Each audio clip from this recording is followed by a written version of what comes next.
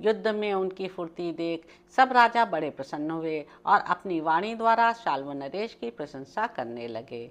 शत्रुओं की राजधानी को जीतने वाले शांतनु नंदन भीष्म ने क्षत्रियों की वे बातें सुनकर कुपित हो शाल्व से कहा, खड़ा रहे खड़ा रहे। फिर सारथी से कहा, जहाँ यह राजा शाल्व हैं उधर ही रथ ले चलो। जैसे पक्षी राज गरुण सर्प को दबोच लेते हैं उसी प्रकार मैं इसे अभी मार डालता हूँ। जन्मेजय तदंतर कुरुनंदन भीष्म ने धनुष पर उचित रीति से वारुणास्त्र का संधान किया और उसके द्वारा शार्वराज के चारों घोड़ों को रौंद डाला। नृपश्रेष्ठ फिर अपने अस्त्रों से राजा साल्व के अस्त्रों का निवारण करके कुरुवंशी भीष्म ने उसके सारथी को भी मार डाला। तत्पश्चात ऐन्द्रास्त्र द्वारा उसके उत्तम अश्वों को यमलोक पहुंचा दिया। नरश्रेष्ठ उस समय शांतनु नंदन भीष्म ने कन्याओं के लिए युद्ध करके शाल्व को जीत लिया और नृपश्रेष्ठ शाल्व का भी केवल प्राण मात्र छोड़ दिया। जन्मेजय उस समय शाल्व अपनी राजधानी को लौट गया और धर्मपूर्वक राज्य का पालन करने लगा। इसी प्रकार शत्रु नगरी पर विजय पाने वाले जो जो राजा वहां स्वयंवर देखने की इच्छा से आए थे वे भी अपने अपने देश को चले गए। प्रहार करने वाले योद्धाओं में श्रेष्ठ भीष्म उन कन्याओं को जीतकर हस्तिनापुर को चल दिए, जहां रहकर धर्मात्मा कुरुवंशी राजा विचित्रवीर इस पृथ्वी का शासन करते थे। उनके पिता कुरुश्रेष्ठ नृपशिरोमणि शांतनु जिस प्रकार राज्य करते थे वैसा ही वे भी करते थे। जन्मेजय भीष्म जी थोड़े ही समय में वन नदी पर्वतों को लांघते और नाना प्रकार के वृक्षों को लांघते और पीछे छोड़ते हुए आगे बढ़ गए। युद्ध में उनका पराक्रम अवर्णनीय था। उन्होंने स्वयं अक्षत रहकर शत्रुओं को ही क्षति पहुंचाई थी।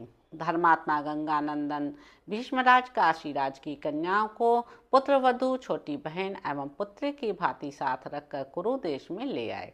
वे महाबाहु अपने भाई विचित्रवीर का प्रिय करने की इच्छा से उन सबको लाए थे। भाई भीष्म ने अपने पराक्रम द्वारा हर कर लाई हुई उन सर्व सद्गुण संपन्न कन्याओं को अपने छोटे भाई विचित्रवीर के हाथ में दे दिया। धर्मज्ञ एवं जितात्मा भीष्म जी इस प्रकार धर्मपूर्वक अलौकिक पराक्रम करके माता सत्यवती से सलाह ले एक निश्चय पर पहुंचकर भाई विचित्रवीर के विवाह की तैयारी करने लगे। काशीराज की उन कन्याओं में जो सबसे बड़ी थी वह बड़ी सती साध्वी थी। उसने जब सुना कि भीष्म जी मेरा विवाह अपने छोटे भाई के साथ करेंगे तब वह उनसे हंसती हुई इस प्रकार बोली, धर्मात्मन, मैंने पहले से ही मन सौभ नामक विमान के अधिपति राजा साल्व को पति रूप में वरण कर लिया था। उन्होंने भी पूर्व काल में मेरा वरण किया था। मेरे पिताजी की भी यही इच्छा है कि मेरा विवाह साल्व के साथ ही हो। उस स्वयंवर में मुझे राजा साल्व का ही वरण करना था। धर्मज्ञ इन सब बातों को सोच समझकर जो धर्म का सार प्रतीत हो वही कार्य कीजिए। जब उस कन्या ने ब्राह्मण मंडली के बीच वीरवर भीष्म जी से इस प्रकार कहा तब वे उस वैवाहिक कर्म के विषय में युक्ति युक्त विचार करने लगे।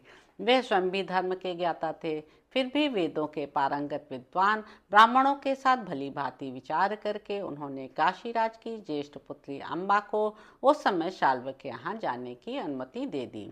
शेष दो कन्याओं का नाम अंबिका और अम्बालिका था। उन्हें भीष्म जी ने शास्त्रोक्त विधि के अनुसार छोटे भाई विचित्रवीर को पत्नी रूप में प्रदान किया। उन दोनों का पाणी ग्रहण करके रूप और यौवन के अभिमान से भरे हुए धर्मात्मा विचित्रवीर कामात्मा बन गए। उनकी वे दोनों पत्नियां सयानी थीं।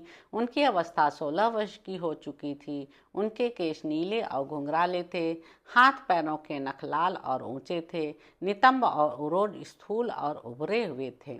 वे यह जानकर संतुष्ट थी कि हम दोनों को अपने अनुरूप पति मिले हैं, अतः वे दोनों कल्याणमयी देवियां विचित्रवीर की बड़ी सेवा पूजा करने लगीं। विचित्रवीर का रूप अश्विनी कुमारों के समान था। वे देवताओं के समान पराक्रमी थे। एकांत में वे सभी नारियों के मन को मोह लेने की शक्ति रखते थे। राजा विचित्रवीर ने उन दोनों पत्नियों के साथ 7 वर्षों तक निरंतर विहार किया, अतः उस असंयम के परिणाम स्वरूप वे युवावस्था में ही राजयक्षमा के शिकार हो गए।